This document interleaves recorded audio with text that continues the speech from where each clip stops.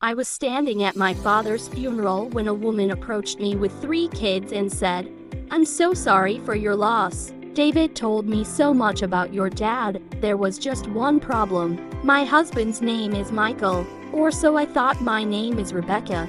And this is the story of how one funeral revealed a lie that had been living in my house for 7 years. Let me take you back to the beginning.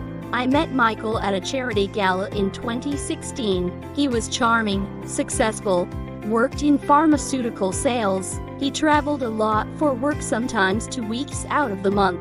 But he was attentive when he was home, brought me flowers, remembered the little things. We got married within a year. Looking back now, I should have seen the signs. But when you're in love, you make excuses. You rationalize. You trust. His phone was always face down, always password protected.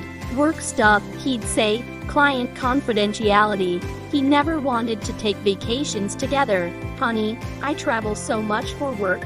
I just want to stay home with you when I have time off." He had a separate credit card just for business expenses that I never saw statements for. But I trusted him. God, I was so stupid. We had 2 beautiful daughters, Lily, 5, and Sophie, 3. Michael was a good dad when he was around. He'd play with them, read them bedtime stories, coach Lily's soccer team when he wasn't traveling. And then my father got sick, stage 4 pancreatic cancer. He went from diagnosis to hospice in 6 weeks. It was the worst time of my life. Michael was there for me. Well, sort of. He'd cut his trips short to come home and hold me while I cried. He came to the hospital visits when he could, but there were still those work trips, still those 2 weeks away every month. My father passed on a Tuesday morning. I was holding his hand. My mother was there. My sister was there. Michael was in Chicago on a work trip. He said he'd catch the next flight home. The funeral was that Friday, a beautiful service. Hundreds of people came. My dad was beloved in our community. I was numb, going through the motions, accepting condolences. And then she appeared, a woman about my age, maybe a little younger, pretty, tired looking. She had 3 kids with her, 2 boys and a girl, ranging from maybe 8 years old down to about 4. She approached me in the receiving line, and I'll never forget what she said. "Rebecca, I'm so sorry for your loss. David told me so much about your father. He sounded like an amazing man." I froze. "I'm sorry. Who are you?" She looked confused. "I'm Jennifer, David's wife." The room started spinning. "David," I managed to say. "Yes. Michael David Thompson. You're..." Wait, her face went pale. "You don't know who I am, do you?" I couldn't breathe. My sister grabbed my arm. People were staring. "I think we need to talk," Jennifer said quietly. "Somewhere private." We went to a side room in the funeral home. My sister came with me. My mother stayed with my daughters, thank God. Jennifer sat down across from me, and her hands were shaking. "How long have you been married to David?" I asked. "How long have you been married to David?" I asked. 11 years, she whispered. "We have 3 children. Mason is 8, Carter is 6, and Ella just turned 4. 11 years. I'd been married to Michael for 7 years, which meant he was married to you when we met," I said, and it wasn't a question. Jennifer started crying. "I had no idea about you until 3 days ago. David, Michael, whoever he is, he told me he was in Chicago for work, but then I found a credit card statement in his jacket pocket. Charges in our hometown, a charge at a preschool I didn't recognize, a charge at a restaurant we'd never been to." She pulled out her phone and showed me pictures. "This is David, my husband." It was Michael, my Michael, in photos with her, with their kids, at birthday parties, at Christmas, at the beach, a whole other life. "I hired a private investigator," Jennifer continued. 2 days ago, he gave me his report. David has been living a double life for over a decade. I found out about the funeral from his email. You'd sent him the details. I knew I had to come. I had to see if you were real. I showed her my wedding photos. She showed me hers. Different venues, different dates. Same man. Where is he now? I asked. He told me he's in Seattle for work. He's supposed to come home Sunday. He told me he's flying back from Chicago tonight. He's supposed to be at the wake in 2 hours. We sat there in silence, both of us trying to process the impossible. Then Jennifer asked the question, "What do we do?" And that's when I got an idea. I told Jennifer my plan. At first, she thought I was crazy, but then she smiled, a cold, determined smile. "Let's do it," she said. Michael showed up to the wake at p.m., right on time. He hugged me, told me how sorry he was that he couldn't get home sooner. He worked the room like the charming man I'd fallen in love with, shaking hands, offering condolences to my family. He had no idea. At p.m., I asked everyone to gather for a toast to my father. Michael stood beside me, his hand on my back. Supportive husband. "Thank you all for coming," I began. My father was a man of integrity. He valued truth above all else. He taught me to never settle for lies. I felt Michael's hand tense slightly. And so, in his honor, I want to tell the truth right now. All of it. I looked directly at Michael. His face was confused, concerned. "Michael, honey, there's someone here who'd like to say hello." Jennifer stepped out from the back of the room, with all 3 of her children. The color drained from Michael's face. "What, Rebecca?" "I can explain." "Explain what?" I asked calmly. "That you've been married to 2 women for 7 years. That you have 5 children with 2 different families. That you've been lying to both of us for over a decade." The room was dead silent. Everyone was staring.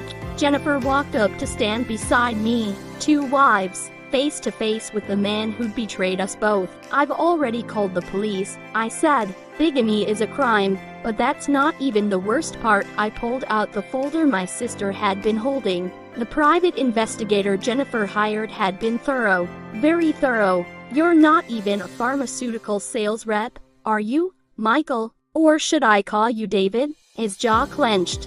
"You're a pharmaceutical rep, sure, but you've been embezzling from your company for 6 years. Fake expense reports, duplicate reimbursements, using your 2 locations to claim double expenses for the same trips." Jennifer gasped. She hadn't known that part. "The investigator sent all the evidence to your company yesterday. I'm guessing you'll be fired by Monday." Michael's eyes were darting between me and Jennifer, looking for an exit, but my brother and my brother-in-law had quietly positioned themselves by the doors. "You're both crazy," Michael hissed. "This is insane."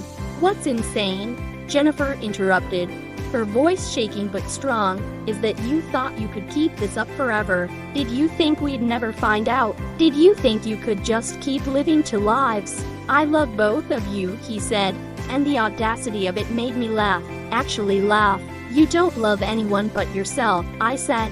"Love doesn't lie. Love doesn't betray. Love doesn't build a life on deception." The police arrived 10 minutes later. They escorted Michael out in handcuffs. Bigamy, fraud, embezzlement. The charges kept stacking up. That was 8 months ago.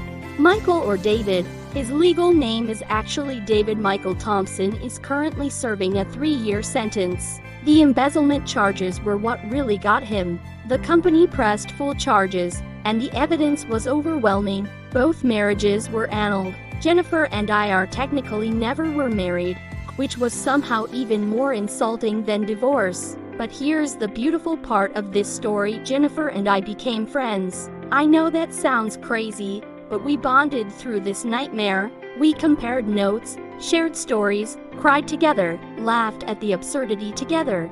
Our kids have playdates. Lily, Sophie, Mason, Carter, and Ella. They're innocent in all this, and they've become like cousins. They deserve to know their siblings. Jennifer and I even started a support group for women who've been betrayed. We meet twice a month. The stories we hear, we're not alone. Not even close. I got my father's house in the settlement. The one good thing Michael did was put money into that house. It's been sold now, and the money is split between me and Jennifer for our kids' futures. I'm back in school, getting my degree in counseling. I want to help other women who've been through what we went through. Jennifer started her own business. She's a life coach now, specializing in rebuilding after betrayal. We're both dating again, carefully, slowly, with our eyes wide open this time. And Michael, he sends letters from prison, apologies, explanations, excuses. We burn them without reading them, because the truth is, we don't need his apologies. We don't need his explanations. We don't need anything from him anymore. We have each other. We have our kids. We have our truth, and that's more than he ever gave us. If you've made it this far in my story, first of all, thank you. Thank you for listening. Thank you for witnessing this journey. Now I need you to do something for me. If you've ever been betrayed, whether it's a cheating partner, a lying friend, a family member who broke your trust, I want you to drop A in the comments right now. You are not alone. There are thousands of us who understand your pain. And here's what I need you to understand. Betrayal is not your fault. You didn't cause it. You didn't deserve it. The person who betrayed you made a choice, and that choice says everything about them and nothing about you. Now, if you want to hear more true betrayal stories like this one, stories that will absolutely blow your mind, you need to smash that subscribe button right now. I post new stories every single week, and trust me, you don't want to miss them. Hit that notification bell too, because YouTube's algorithm is crazy, and I don't want you to miss a single upload. And I want to hear from you in the comments. What would you have done if you were me? Would you have confronted him publicly like I did? Or would you have handled it differently? Have you ever discovered something that completely changed your understanding of your relationship? What's the craziest betrayal story you've ever heard? Tell me everything in the comments below. I read every single comment, and I reply to as many as I can. Also, and this is important, if you know someone who's going through a betrayal right now, someone who feels alone and broken and like they'll never recover, share this video with them. Let them know that there is life after betrayal. There is happiness waiting on the other side. You can survive this. You can thrive after this. I'm living proof. Before I go, I want to say one more thing. My father always told me that the truth will set you free. And he was right. The truth destroyed my marriage, yes. But it also freed me from a lie. And freedom is worth everything. So stay strong, stay true, and remember you deserve someone who chooses you every single day, in every single way, with complete honesty and integrity. Don't settle for anything less. I'll see you next week with another story. Until then, take care of yourselves.